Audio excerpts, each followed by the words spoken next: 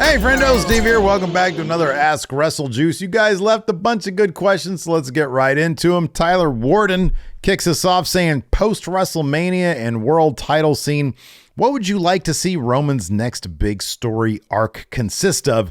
It's hard to imagine what comes next. Such a dominant performance, such a dominant storyline, such a dominant character. It's sort of hard to follow up this magnum opus that the WWE has given us with the Bloodline storyline. So yeah, it is really difficult to understand after he has been given competitor after competitor after competitor. He has run through everybody in WWE as this sort of mob boss type character. It's really difficult to sort of wrap our heads around what could be the next threat for Roman Reigns after the Bloodline story. I feel like Roman Reigns needs to have some sort of reckoning when it comes to him realizing how much of a manipulative monster he's been. It's going to cost him not just his family, but those precious titles as well. And he has to realize that being an insecure, manipulative piece of shit probably is not very healthy. And so he's got to have some sort of turnaround. Now, I don't know how that manifests. I really don't. I think it has to be a sort of situation where he has to sacrifice himself in some way, shape, or form to help his family, to help the Usos or Solo Sikoa. And I don't know what that would be. There's no way in hell I'm going to mention Brock Lesnar's name but the only reason why I bring up Brock Lesnar is because he's a big monster. He could potentially be a big threat to Roman Reigns, but there's really nobody in the company that feels like they could be a big threat to Roman Reigns. I mean, his next act has to be reflecting on how bad he is and thus becoming a good guy. But then what stakes will he face? I honestly don't have an answer for that. Maybe this is silly, but like a reformed Hurt Business or something. I don't know. He's beat everybody. He's the biggest dog in the yard, so to speak. I don't know what could be next for Roman Reigns. But as far as a character is concerned, I feel like it's got to be some reflection, understanding like where he went wrong and what it cost him, and then making amends. That's just broad character strokes, though. Like in terms of who he's going to run the ropes against and beat up. Shit, I don't know. There's got to be, I don't know, maybe somebody new will show. How about this? Joe Gacy. Got it. Perfect. Joe. Yeah, Schism. That's what he's going to fight Schism. John Davies says, if it was you, would you conclude the Bloodline story at WrestleMania or allow it to continue? I would, because look, there's a couple external factors at play here, including the sale of the company coming up potentially during the summertime. I feel like it's a win now situation for WrestleMania. I think the Bloodline story has to reach its conclusion, and I think that has to be Jey Uso specifically stabbing Roman Reigns in the back and evening the playing field for Cody Rhodes. Cody Rhodes shouldn't win because somebody else helps him. Cody Rhodes should win because somebody else helps him level the playing field, not against Roman Reigns, but against the Bloodline. They need to help the Bloodline. They need to take the Bloodline out of the equation so that Roman is forced to take on Cody one-on-one. And that's how Cody's able to win. I do think it needs to happen at WrestleMania because if they just extend it out, it's going to lose a little bit of that buzz, I feel. Although I do think it would be absolutely compelling for Jey Uso to try to stab Roman in the back and then miss. And then he's got to deal with the repercussions, which could end up with Jey Uso beating Roman Reigns for those titles. I think the crowd would go crazy for that. I don't think they've got the balls to pull that off. I think it's going to go to Cody at WrestleMania. Iniji says AEW had an objectively great show this week, but got a turd of a rating. Has AEW reached its ceiling, and is there any obvious answers on how to get more eyes on the product? He mentioned CM Punk. CM Punk would be a great way to get people talking again, right? The thing is, even CM Punk isn't going to be much more than a Band-Aid on a product that desperately needs much more than a Band-Aid. This past week was a great way to start the post-Revolution era of AEW. I feel like that should have happened. All that stuff that happened this week on Dynamite should have happened in Sacramento when I was there, but whatever. And so I feel like they do have a lot of cool stuff being set up, but like anything else, it takes time. You cannot simply pop a number in one night based off of a whole lot of nothing. It'll be interesting to see if they're able to improve on that number this week, given that Vikingo is showing up in AEW. But again, just announcing this match on AEW's Twitter account or Tony Khan's Twitter account without like some vignettes about Vikingo or making a big deal about why this guy is coming in. It's kind of interesting.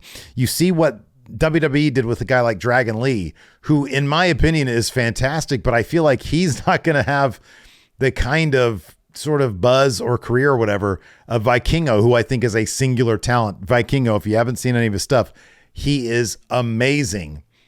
You kind of build to that guy. You put him in your crowd like they used to do at NXT, like they did with Dragon Lee.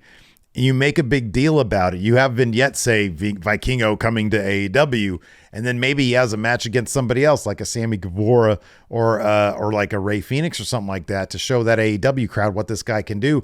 And then him and Kenny meet, and then you have that match. Now, maybe they only have Vikingo for 1 week, and that's why they're doing it this way. But I feel like Vikingo coming to the company is a big, big deal, and they need to promote it that way.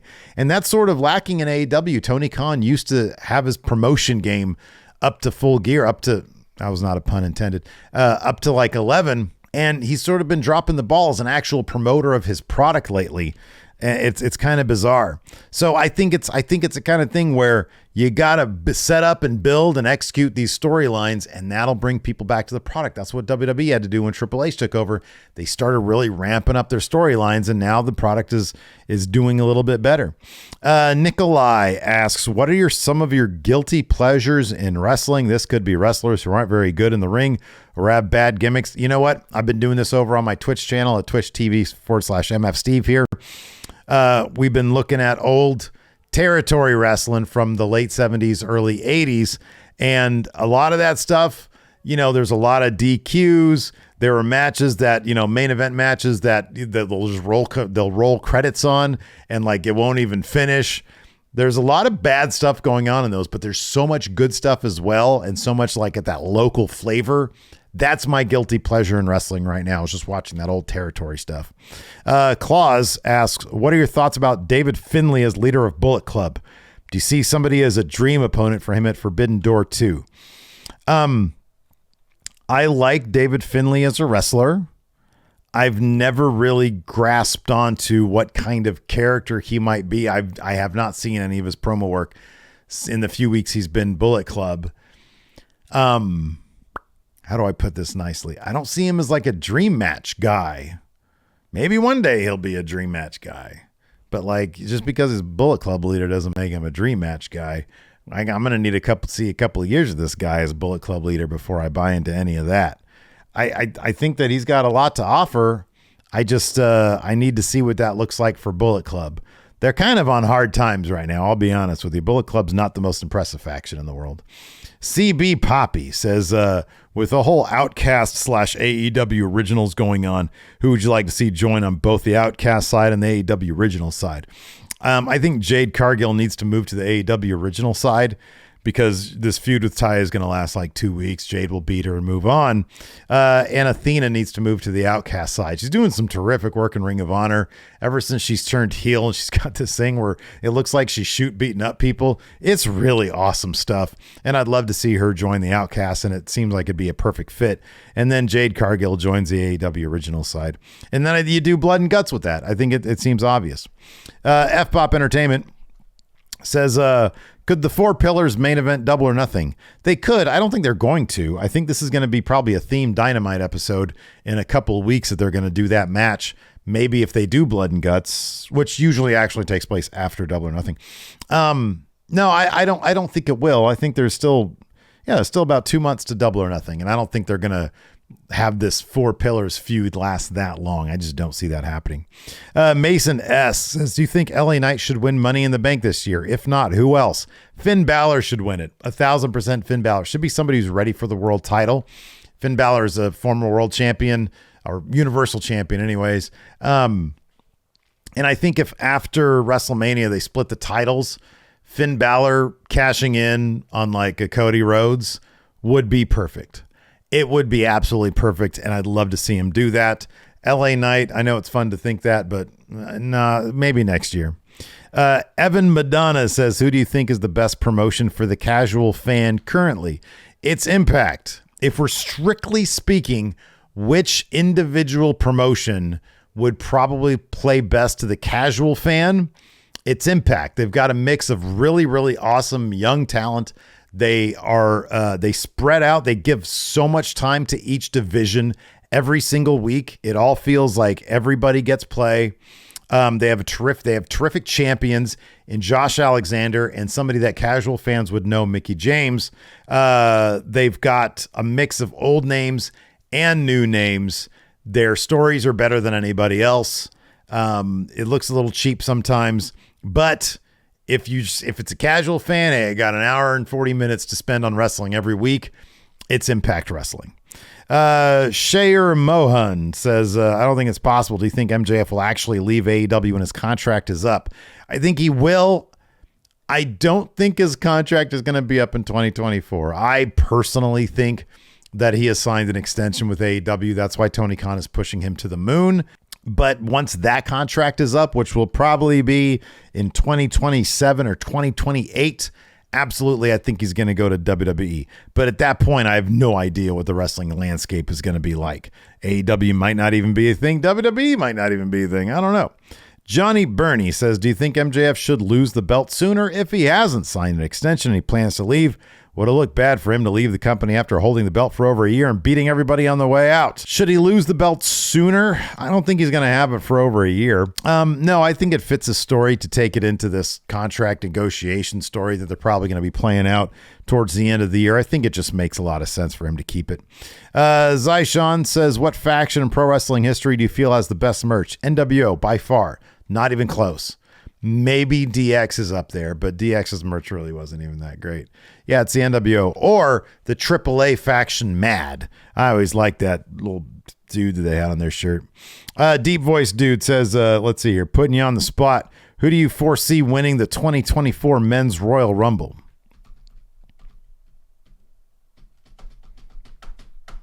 They might do Drew McIntyre again. Or Gunther. Gunther, Drew. I think those are two good choices right there. Dustin Taylor, what's our official WrestleJuice drinking game for WrestleMania? Wow, what a good question. I'm going to say take a shot or a swig for every chop. People love chops these days, and especially during that triple threat, the Gunther match, it's going to be a lot of chops there. So whenever that happens, on night 1 or 2, people are going to be drunk. Kyle Norman. WWE has WrestleMania. WCW had Starrcade. New Japan has Wrestle Kingdom. Does AEW in the next few years need to have a bigger or major pay-per-view that can act like their own WrestleMania? There's a lot of parity between the AEW pay-per-views. I feel like All Out is supposed to be like their WrestleMania, although I know some people have said Double or Nothing is supposed to be like their WrestleMania. I feel like it's All Out. I think that if you try to do All Out, if AEW can maybe turn around and collect a lot of buzz heading into like after the summertime, heading into All Out, maybe you can do it at a bigger venue. But I understand the idea that, hey, they like to keep it at that one place. Used to be the Sears Center there in Chicago, whatever it's called. What is like the Now Arena or something like that. I understand the nostalgia factor, the legacy of keeping it at the same venue. I appreciate that. I really do. But yeah, I feel like that should be their show of shows. They do need one big show. They need to do a stadium show.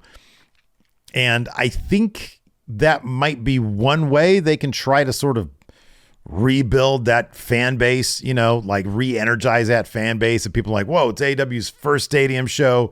We got to bring out 50,000 people. I think they might be able to pull that off. I think if it's like a big once a year deal, they might be able to pull that off. And yeah, I think they should have that. Argonaut Arcade says, should Tony Khan book Taya Valkyrie to dethrone Jade Cargill or stall her new debut momentum and continue to save the title for Chris Statlander's return?